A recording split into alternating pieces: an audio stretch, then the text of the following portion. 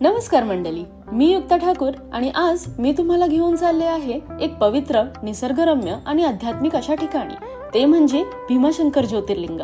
हे महाराष्ट्रातील पुणे जिल्ह्यात सह्याद्रीच्या घनदाट डोंगर रांगेत वसलेले आहे. हे 12 ज्योतिर्लिंगांपैकी 6वे ज्योतिर्लिंग असून शिवभक्तांसाठी खूप पूजनीय मानलं जातं. भीमाशंकरच्या उत्पत्तीची एक प्रसिद्ध पौराणिक कथा आहे. भीमासूर हा कुंभकर्णाचा मुलगा आणि रावणाचा पुतण्या होता. त्याने बालपणापासूनच प्रचंड शक्ती मिळवण्यासाठी ब्रह्मदेवाची तपश्चर्या केली होती आणि वरदान मिळवलं की कोणी त्याचा वध करू शकणार नाही. मग त्याने अनेक ऋषी, देव आणि साधू संतांवर अत्याचार सुरू केले. सर्वांनी मिळून शंकराची प्रार्थना केली. भगवान शंकरांनी इथेच अवतार घेऊन भीमासुराचा वध केला आणि जिथे हा पराक्रम केला तिथेच हे शिवलिंग प्रकट झाले. ह्या ठिकाणालाच आज आपण भीमाशंकर ज्योतिर्लिंग म्हणून ओळखतो. तर आम्ही आमच्या ग्रुप सोबत माळशेज घाटातून भीमाशंकरच्या दिशेने निघालो. धुक्क, हिरवीगार टेकड्या, बाजूने वाहणारे झरे आणि मंदगार वारा. भीमाशंकर जवळ पोहोचल्यावर आम्ही पार्किंग मध्ये बस लावली. पार्किंग खूप मोठं आहे, त्यामुळे मोठ्या वाहनाची आरामात पार्किंग होते. पावसाळी दिवस असल्यामुळे वातावरण पूर्णपणे धुक्याचं आणि ओलसर होतं. त्यामुळे आम्ही लगेच रेनकोट घेतले आणि आम्ही ग्रुपमध्ये रेनकोट घेतल्यामुळे प्रत्येक रेनकोट आम्हाला सुमारे 70 ते 80 रुपयामध्ये मिळाले. रेनकोट घालून सगळ्यांनी थोडा वेळ मस्त नाच केला, फोटो घेतले, गाणी गायली आणि मग तिथेच गरमागरम जेवण शिजवलं आणि दुपारचं जेवण केलं.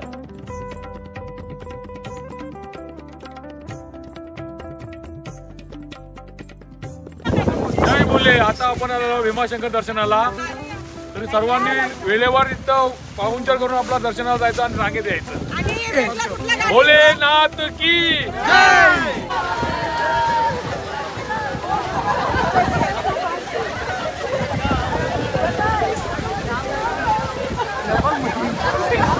पार्वतीपते हर हर.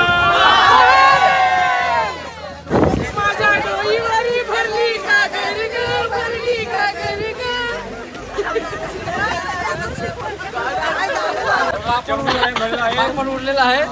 पापड, लोणचा, मिरची आणि कडक डाळ असं जेवण मस्तपैकी आहे.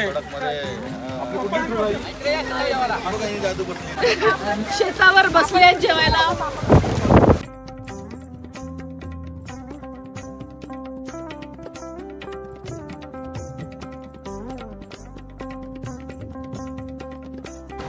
सर्वांनी जेवायला या.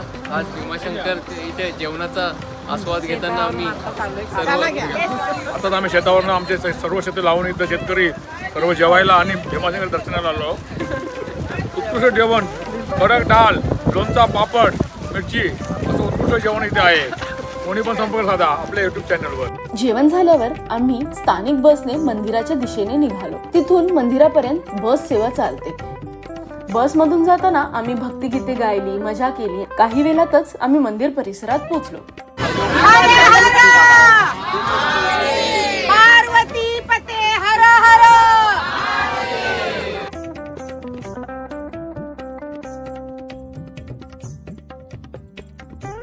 भोलेनाथ की जय.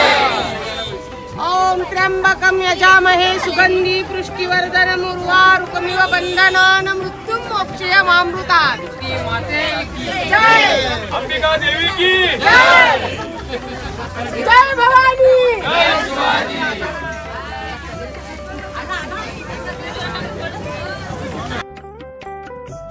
पाऊस चालूच होता, पण रेनकोट मुळे त्रास जाणवत नव्हता.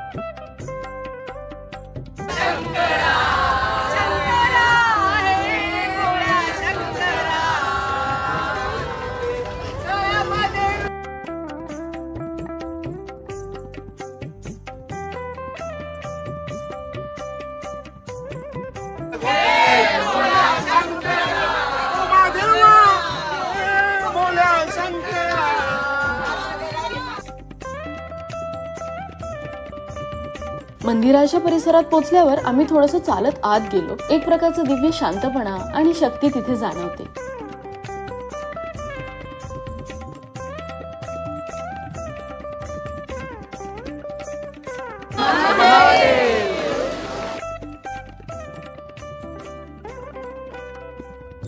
पार्वती पते हर हर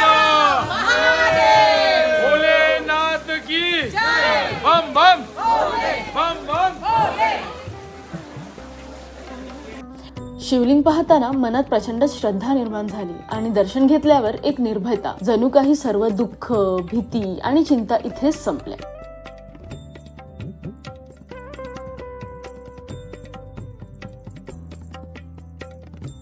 असं म्हणतात की भीमाशंकर ज्योतिर्लिंगाचं दर्शन घेतल्याने मनोबल वाढतं, आत्मविश्वास मिळतो आणि एक प्रकारची आध्यात्मिक ऊर्जा शरीरात संचारते।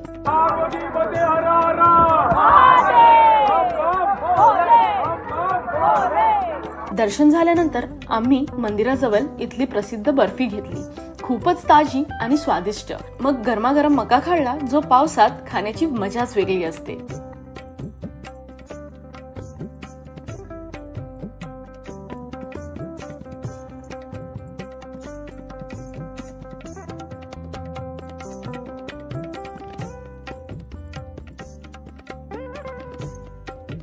आणि हो, अजून एक विशेष गोष्ट म्हणजे मुख्य मंदिरापासून काही किलोमीटर अंतरावर एक शांत नैसर्गिक ठिकाण आहे, गुप्त भीमाशंकर।